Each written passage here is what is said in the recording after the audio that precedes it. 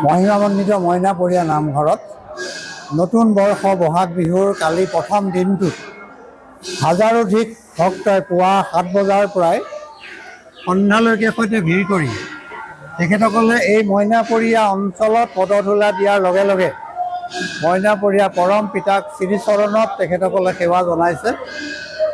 সকলোৱে তেখেতসকলৰ আশীৰ্বাদ প্ৰদান কৰিছে। আজি হ'ল দ্বিতীয় দিন আৰু আজি গোসাই বিহু। সেই উপলক্ষেও পৰম পিতাৰ শ্ৰীচৰণতে সেৱা জনাবৰ কাৰণে আজিও আপোনালোকে দেখিছে যে কালিৰ দৰে ঠিক সহস্ৰাধিক লোক আহি ইয়াত সেৱা অৰ্চনা বন্তি জ্বলাইছেহি।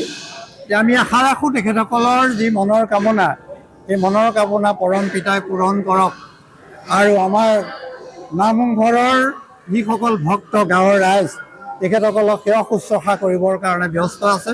গতিকে আমি আমাৰ সেৱা গ্ৰহণ কৰক।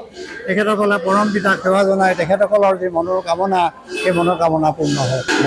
মহিমামণ্ডিত মইনাপৰীয়া নামঘৰত নতুন বৰ্ষ বহাগ বিহুৰ কালি প্ৰথম দিনটোত হাজাৰোধিক ভক্তই পুৱা 7 বজাৰ পৰাই সন্ধ্যালৈকে সৈতে ভিৰ কৰি তেখেতসকলে এই মইনাপৰীয়া অঞ্চলত পদধূলা দিয়াৰ লগে লগে মইনাপৰীয়া পৰম পিতাক শ্ৰীচৰণত তেখেতসকলে সেৱা জনাইছে।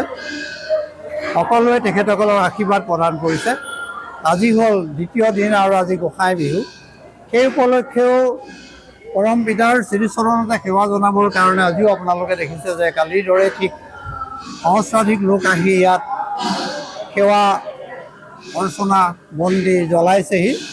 আমি আশা ৰাখোঁ তেখেতসকলৰ যি মনৰ কামনা, সেই মনৰ কামনা পৰম পিতাই পূৰণ কৰক আৰু আমাৰ নামঘৰৰ যিসকল ভক্ত গাঁৱৰ ৰাইজ তেখেতসকলক সেৱা শুশ্ৰূষা কৰিবৰ কাৰণে ব্যস্ত আছে।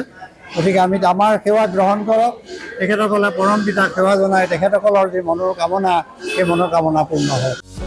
যিকোনো খবৰৰ বাবে যোগাযোগ কৰক আমাৰ এই নম্বৰত 9181 307 2221।